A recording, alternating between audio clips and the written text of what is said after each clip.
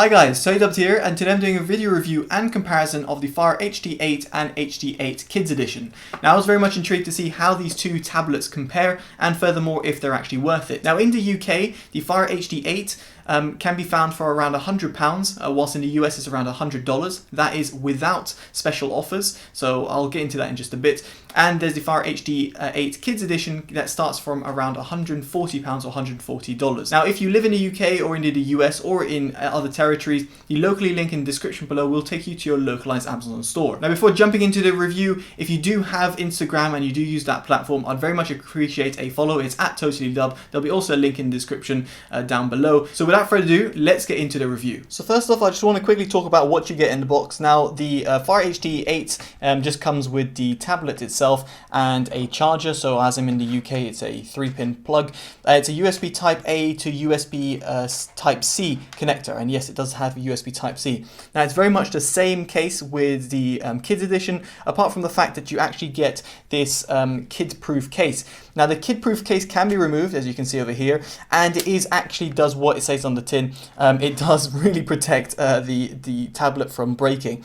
I was actually surprised as to how well it withstood a lot of forces, be it from dropping it, throwing it, and literally throwing it into the bin, which I just found quite funny when that actually happened. Now the case itself also has a little kickstand over here, so it means you can prop it up if you want to watch shows or your kids want to watch shows, and then you can also do it the other way around as well. Now in terms of ports and in terms of the rest of the things, it is pretty much identical. So you've got two downward firing speakers. Now of course it depends on how you hold it, and in this case it's upward, but if I was you, I'd use it downwards because then the sound bounces off your floor or whatever it is and then comes down even better. But again, that's completely up to you in terms of how you decide to do that. So there's two speakers there, so they actually produce a pretty good sound. Through my audio test that I did, I was very impressed with that. You've got a USB Type C connector, you've got a power button on and off and a volume rocker, and then you've got a 3.5mm jack, which is, yes, rarity nowadays, but it's good to see. And then over here you've got a micro SD card expansion slot. Now the beauty of this is that it takes up to 1 terabyte of external storage space, so you can add a lot of extra storage. Now the two models I've got in front of me are both the 32GB variants. Now in terms of usable amount of space, it's a little bit less than that. It's not exactly 32GB, but it's worth bearing in mind that the HD8 over here comes also in a 64GB variant, whilst the Kids Edition only comes in the 32GB variant. So it's just something worth bearing in mind, but again, that shouldn't be much of an issue because that external storage, if you so wish to utilize it, is available on both models, and therefore gives you up to 1 terabyte of extra space if you want to use it to that extent. Now what you'll also notice is that there is a camera hole over here at the back camera, and there's a front camera over here. Now the camera quality isn't that good, and you'll be able to see on your screen right now, the picture quality isn't that great, and to be quite honest, for a 2020 device I would expect a little bit more. Now I appreciate these are somewhat budget tablets, but I just expect a little bit better, specifically from the front-facing camera. Now, is this going to be really mattering to you or your kids? Probably not, but at the same time, I just would have liked a little bit more of a, let's say more of a take on the camera. 2-megapixel cameras aren't exactly bank breaking. And in terms of video, you've got 720p HD video again on both devices. Now in terms of weight, the HD8 weighs a net 335 grams, at least according to Amazon. Now the protective case does add extra weight to it, but it's not overly heavy. It's still going to be light and enough for kids to carry around. Now in terms of the regular HD8, I would have liked it to be actually a little bit thinner, a little bit different from the Kids Edition one, because it doesn't have to be as thick, but again, it's not a big deal and it doesn't bend or anything like that, so you don't have to worry about that. It's solidly built. In terms of the looks and design, it is worth bearing in mind that it does come in different colors, a different color combination, and including the protective case does come in different colors. The ones I've got in front of me are just ones that you can buy, but again, you can find that in different color variations if you don't like this color combo. And now let's talk about the performance of these tablets. Now internally they're pretty much identical. They have a quad-core 2 GHz processor and have got 2 GB of RAM. Now you do notice a bit of sluggishness. Now when I did run it on Geekbench 3, the benchmark that I would run on these tablets, you can see the scores aren't exactly magnificent. Now, in terms of real world usage, you do notice a little bit of lag between dropping between apps, and if you have even more apps open, then that 2 gigabytes of RAM really does get eaten up pretty quickly. But that said, given the fact that it is a budget tablet, what more can you expect? You can't expect an absolutely fluid responsiveness, and indeed, in terms of multitasking, you can't open a simultaneous number of apps. But it is just worth bearing in mind that it is a budget tablet. Don't expect it to be lightning quick, even though that we are in 2020. And in terms of battery life, these offer up to 12 hours. And from my test, I did find it to pretty much hit near that number. Again, your mileage may vary depending on one, the brightness level, two, in terms of how you're actually going to be using it. So from watching movies to reading Kindle books, for example, it is really dependent. But it is a good battery life, and given the fact that over the 2019 variant or even 2018 variant, it's a massive step up. So I really like the fact that the battery life has been improved, and Amazon have done a good job in terms of optimizing that, both in the HD8 and the HD8 Kids Edition. Now, moving on to connectivity, by wireless connectivity I mean it's got Bluetooth, so you can attach let's say Bluetooth headphones to it or earphones. Then you've also got Wi-Fi dual band 2.4 and 5 GHz frequencies, which is great because most budget tablets will be limited to the 2.4 GHz frequency, so it's good to see 5 GHz is also included. Now, as for the display, this is the HD8 after all, so it's got an 8-inch display, so depending on the kids or the regular variant, it is an 8-inch display. It's an IPS 1280 x 800 display with 189 ppi. Now, quite frankly, the display isn't great. The color accuracy is a little bit off, and therefore colors don't really pop as much as they should do. However, what I do like about the displays of both devices is the fact that they are very bright. They get off to around 500 nits, and that's going to be really bright even if you're in bright sunlight conditions. So I wouldn't worry about actually readability. There is a little bit of glare, so you'll want to bear that in mind. If you're going to be in a sunny condition, let's say the sun is glaring from the top of your head, you're going to see the sun in the background, even though the screen is plenty bright.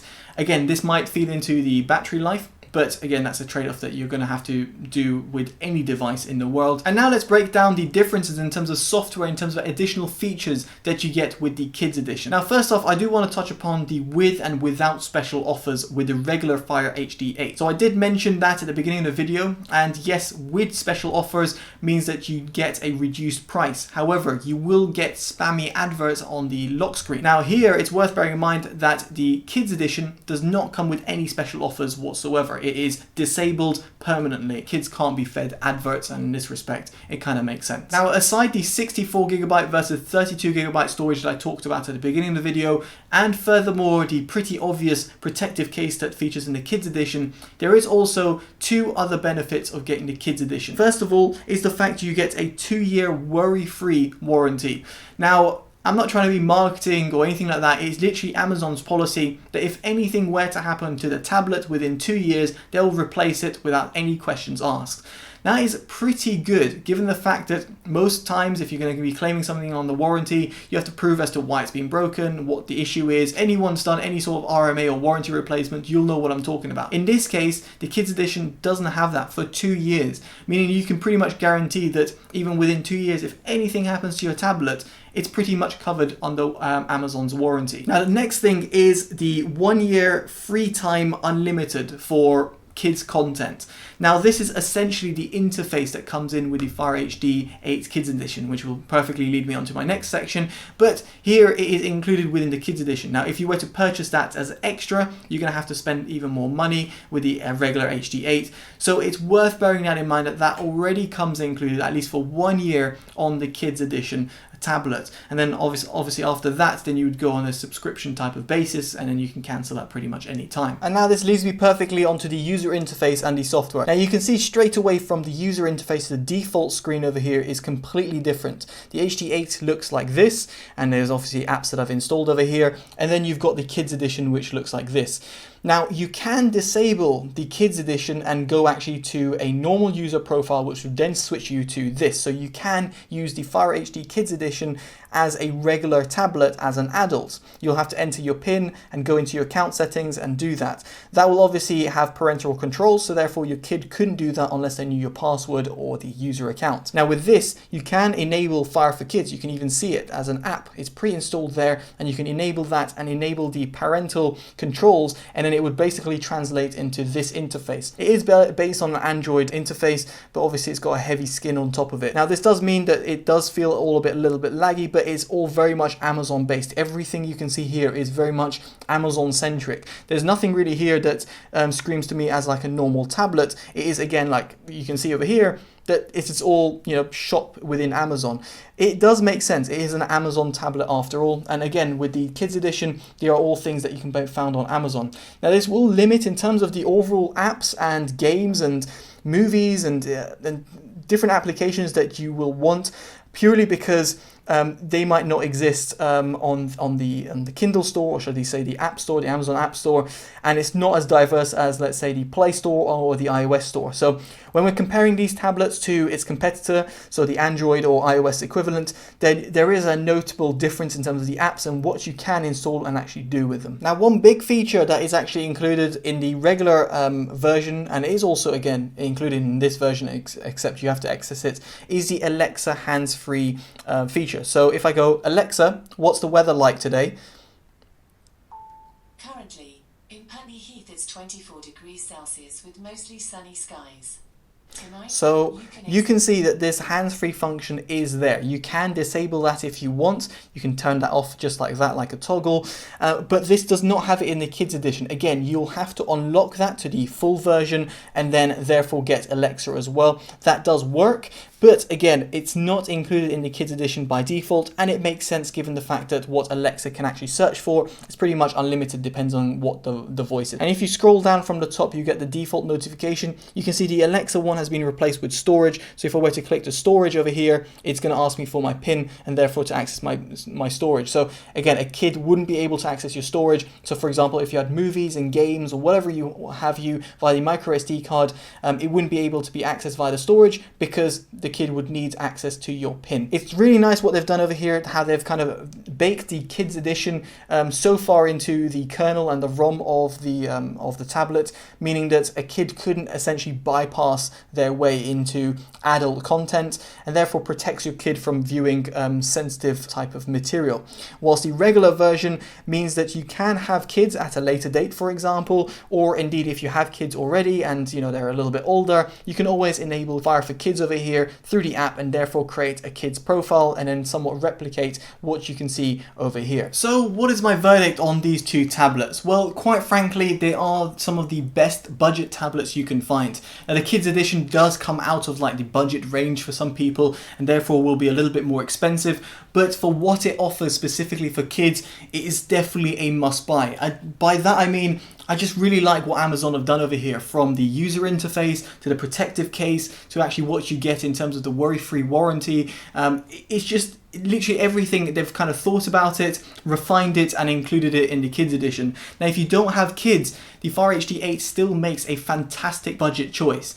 Now, it's not great in terms of its performance, in terms of its camera, and the user interface can be a little bit sluggish and also limited. But given its price point, you should definitely consider. Now, there are other tablets out there, don't get me wrong, but they do have their pros and cons themselves. What I like with what Amazon have done over here is that they've offered you a somewhat of a complete package, and it's for you to decide if you actually want to be running on the Amazon platform. And for that reason, I could definitely say they are some of the best budget tablets available, be it for kids or adults. So that's been my honest, unpaid, independent review. Hopefully this is comparison and the review has been helpful to you. If you do like this type of content, make sure you give it a like, subscribe and favorite and share. And if you've got Instagram, as I mentioned before, do follow me on there, as it would greatly be appreciated. Alright guys, well, I've been Totally Dubbed. Take care and bye bye.